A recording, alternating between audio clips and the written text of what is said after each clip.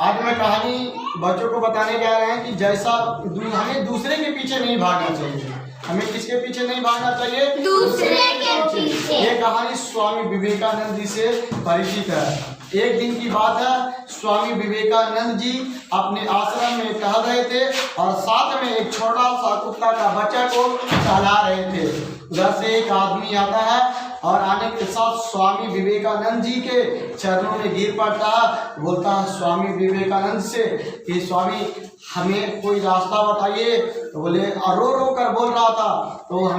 तो स्वामी विवेकानंद जी ने बताया क्या बात है? तो बोला कि मैं बहुत आदमी बता रहा है, मैं बहुत हारा हुआ इंसान हूँ, हर काम करता हूँ मन लगाकर, लेकिन हमें कुछ भी हासिल नहीं होता है। तो स्वामी विवेकानंद जी बोले तुम्हें एक काम करो, मेरा एक छोटा सा पालतू कुत्ता है, इस कुत्ते को जाओ और टहला के वापस लेके आओ। तो कुछ देर के बाद आदमी कुत्ते को टहला कर लेके आता है। आने के बाद जब स्वामी विवेकानंद जी ने देखते हैं तो कुत्ता बहुत थका हुआ होता है, आदमी थका हुआ नहीं रहता है। तो आदमी से बोले, स्वामी जी बोले कि बताओ कुत्ता इतना थका क्यों है और तुम क्यों नहीं थके हो?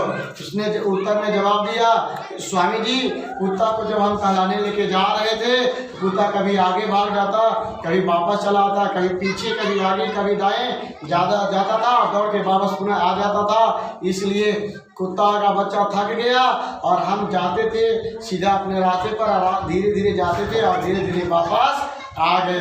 तो स्वामी विवेकानंद जी ने बोले तुम्हारे प्रश्नों का उत्तर मिल गया।